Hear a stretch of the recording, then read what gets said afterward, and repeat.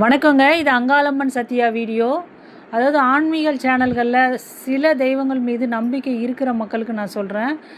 முருகப்பெருமான், விநாயகப் பெருமாள், பெருமாள் அந்த மாதிரி சாந்தமான தெய்வங்கள் மத்தியில் அங்காள பரமேஸ்வரின்றவங்க ஆக்ரோஷ ரூபி அந்த அம்மாவை பார்த்து சில பேர் பயப்படுவாங்க. நிறைய பேர் அந்த அம்மாவை ரொம்ப அன்பாக வணங்குவாங்க.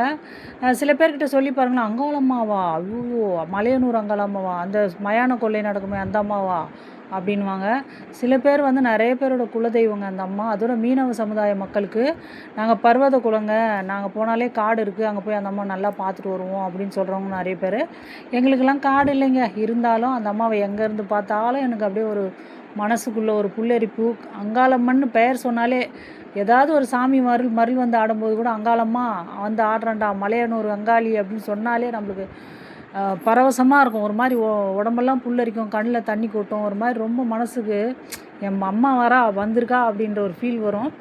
எங்கேருந்து வேணுனாலும் அந்த அம்மா செய்வாங்க. கருவறை கிட்ட போயிட்டு வணங்கினா தான் அந்த அம்மா நம்மளுக்கு நன்மை செய்வான்றது கிடையவே கிடையாது. அந்த அம்மா ஃபோட்டோ இருந்தாலும் சரி, ஃபோட்டோ இல்லைனாலும் சரி, ஆத்தா மலையனூர் அங்காளி என்னை காப்பாற்று தாயே அப்படின்னு மனம் உண்மையாக அந்த அம்மா நம்பணும். அந்த உண்மை மனதோடு நம்ம வேண்டும்போது கண்டிப்பாக அந்த அம்மா அந்த இடத்துல நிற்பா, நம்மளுக்கு வேண்டியதை செய்வா. ஒரு பிரச்சனைக்காக அந்த அம்மாக்கிட்ட நம்ம போய் வேண்டுனா கூடங்க, நீங்கள் நம்புங்க, நம்பாட்டியும் போங்க. இந்த காலத்தில் இப்படிலாம் நடக்குமான்னு நினைக்கிறவங்க கூட, உண்மையிலே சொல்கிறேன், உங்களுக்கு ஒரு கஷ்டம் ஒரு துன்பம் அந்த மாதிரி கொடுக்குறாங்கன்னா அவங்க பூமிக்கு ரத்தம் சிந்த வைக்காமல் விட மாட்டான் அந்த அம்மா.